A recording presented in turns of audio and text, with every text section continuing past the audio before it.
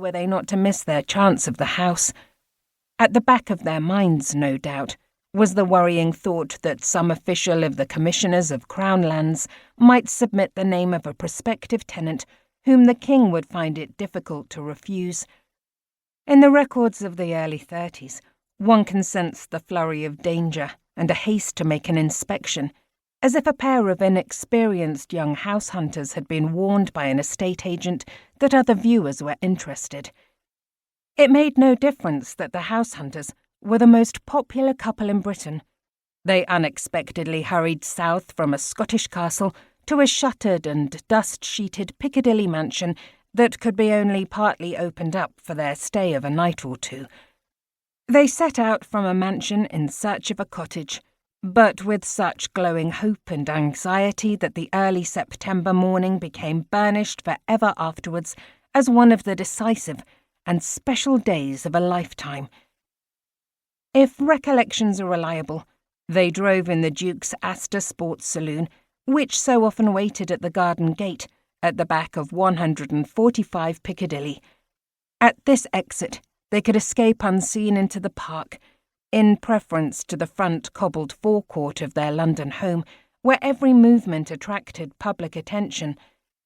They drove westward from London, through the tram-clogged suburbs of Hammersmith and Chiswick, and along the new wing of the Great West Road, past the Dontrefees factories, past the new estates of semi-detached £495 houses and the signboards that proclaimed easy repayments and low deposits.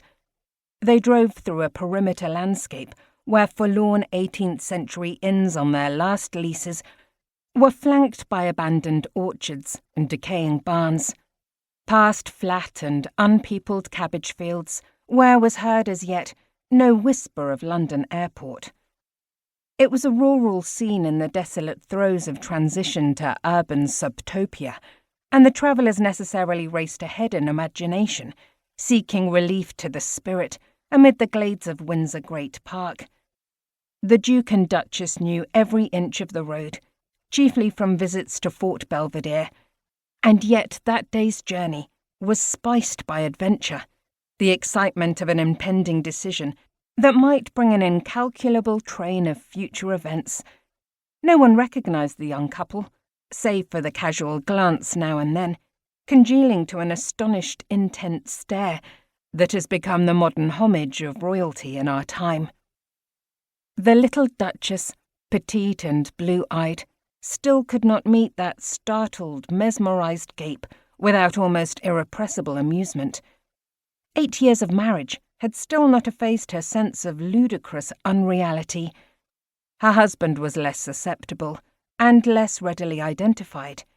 His photograph in pallid monochrome seldom suggested to newspaper readers the taut, sun-tanned good looks of the youngish man at the wheel.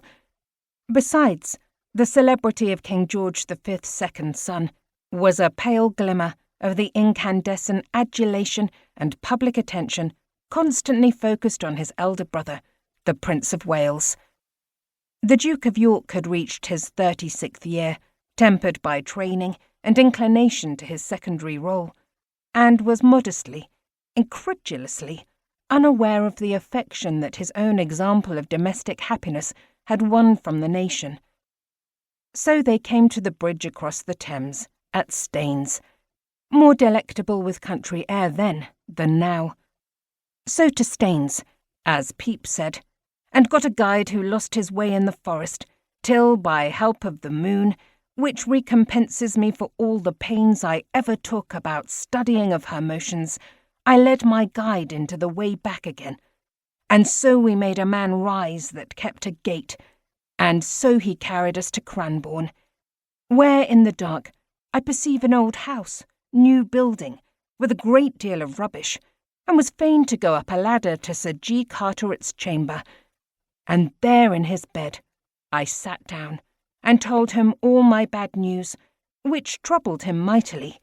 But yet we were very merry, and made the best of it, and being myself weary did take leave, I to bed in my lady's chamber that she uses to lie in, and where the Duchess of York, that now is, was born.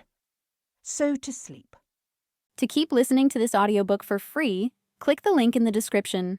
It will take you to a free Audible trial where you can listen to this and many other books for free for 30 days.